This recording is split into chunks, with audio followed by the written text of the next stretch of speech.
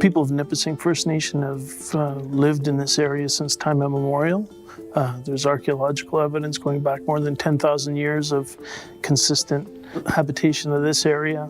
In modern times, Nipissing First Nation chiefs and headmen signed the 1850 Robinson-Huron Treaty. So for the last 150, 160 years, this community's worked to protect its culture and identity and to build a strong, nurturing community for future generations. The membership of Nipissing First Nation has about 1,000 people on reserve and over 2,000 off reserve. So the community itself is stretched across a really long geographical area. So there's 9 communities between North Bay and Sturgeon Falls that belong to Nipissing First Nation, and they're all very different. Nipissing First Nation is a group of planners. In their slogan, it says, "The land, the people, the future." So natural gas kind of fits in with that quite well. We both come from big families. I have 10 brothers and 2 sisters, and Anita's family has 9 sisters and 2 brothers. Mm-hmm. And we've been married 34 and a half years. When we were on hydro, it was costing us around $7,200 a year. And then we switched over to natural gas 2 years ago, and our savings have been around $3,000 a year. I mean, there's been some healthy jumps in the last 2 years with hydro, so we're glad that it happened. It was just like the right time for it to happen, and we jumped in. Perfect, yeah.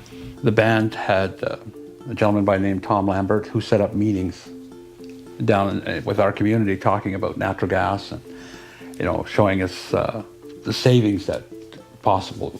We have a lot of support when it comes to Nipissing Nation.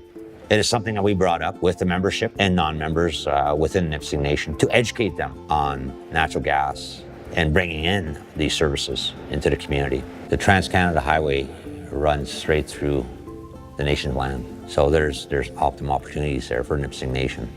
And we do have several businesses that are member-owned throughout this corridor.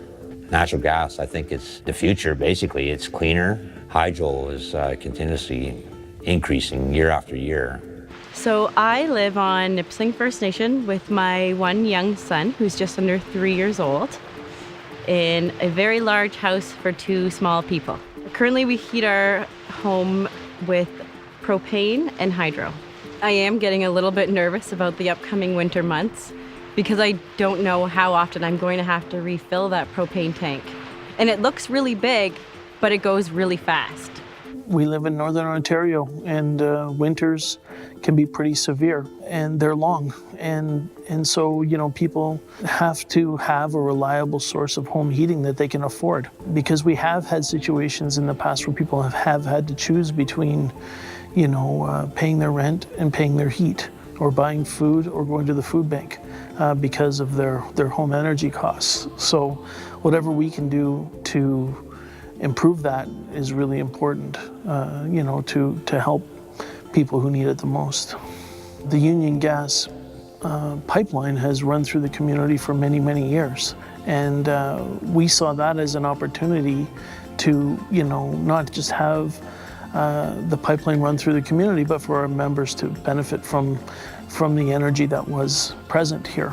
The members of Nipissing First Nation view themselves as stewards of the land, and it's important that home heating not just be cheap, but that it meet those other values as well. So, having clean and efficient home heating is something that's important to all of us.